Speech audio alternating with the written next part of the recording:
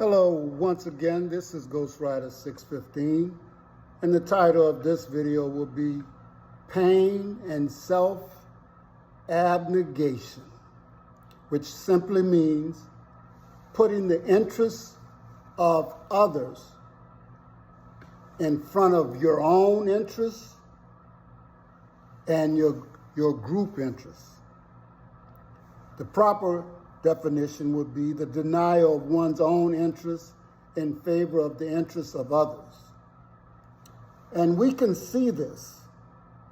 Most importantly, we can see this in the denial of reparations, or saying that they're against reparations, or not getting on board with people that are legislators that are trying to get reparations for black people. James Claiborne of South Carolina said it would never happen. And so we need to keep his name right out there in front of the people who are black legislators who do not have our best interests at heart. Jasmine Crockett of Texas, a legislator, said that we need to be exempt from paying taxes. If you're not with us, then you're against us. That makes no sense to me, but I don't have time to waste on that. I just wanted you to know about Jasmine Crockett, James Claiborne, because in the immortal words of Marcus Garvey, the greatest stumbling block in the way of progress in the black race has come from within the race itself. The monkey wrench, which is a tool of destruction, as thrown into the wheel of black progress, is not so much as the outsider, as by the very fellow who is in our fold, who is among us, saying that they're with us, but they are against us, and who should be the first one to grease the wheel of progress, support the wheel of progress, rather than seeking to destroy it or impede it.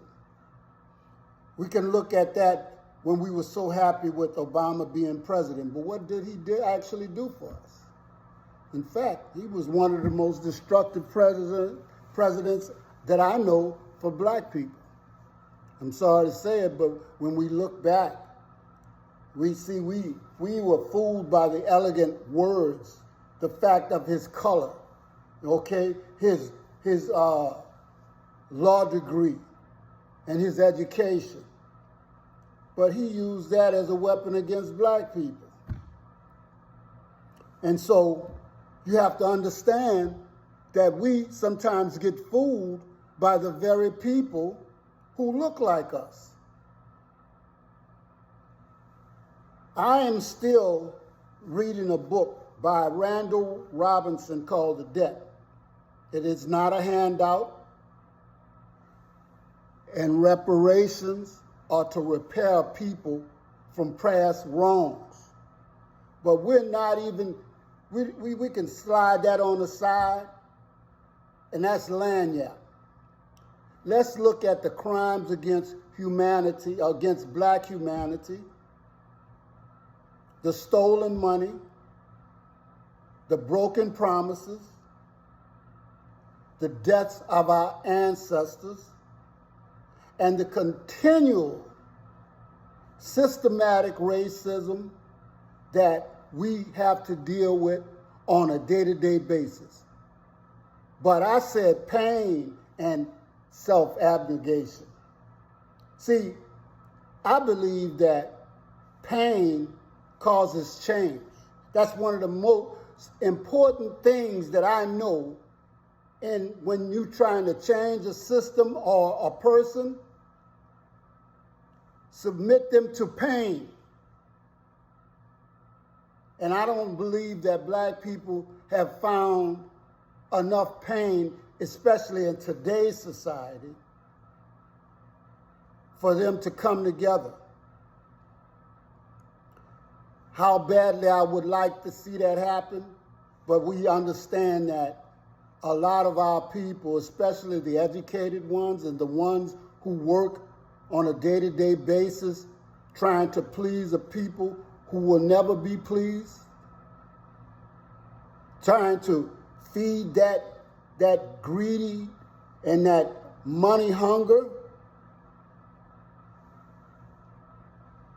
I am getting a lesson from my big brother, Mr. Robinson, and he's an elder in the reading of this book.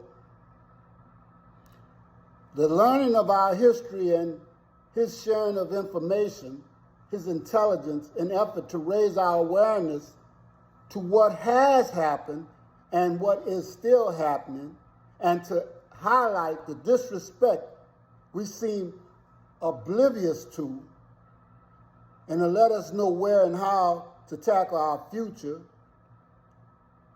has been a gift. But there have been many people who have gifted us. Dr. Claude Anderson, Professor Smalls, Dr. Diop, Dr. Henry Clark, Chandler Williams, and so many others. But the problem is, what have we been doing with that information that they have presented us?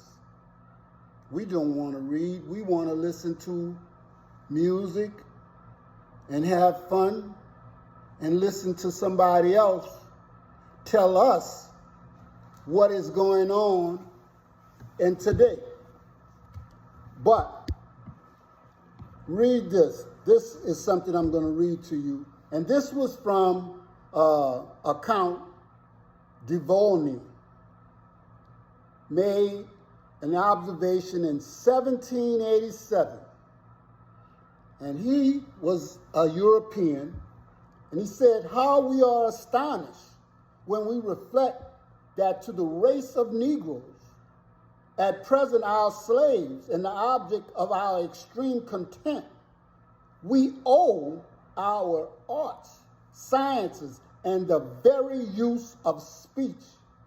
And when we recollect that in the midst of those nations who call themselves the friends of liberty and humanity, the most barbarous of slaveries is justified, and that it even a problem whether the understanding of the Negro is to be of the same species with that of white men." He went on to say, talking about the borders of Upper Nile of Africa among a black race of men, "Most of us are broadly ignorant of Africa's long and distinguished history previous to slavery. Blacks and white in America know of no era in which blacks were innovators in the sciences and humanities.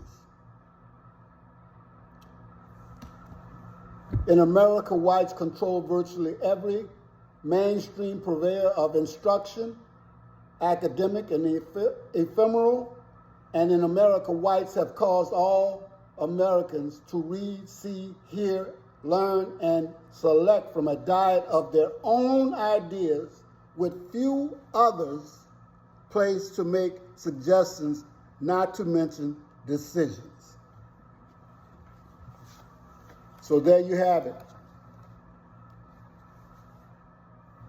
We are actually falling for the trickery and the media services of another race who serves us up what they want us to hear and know and how they want us to react.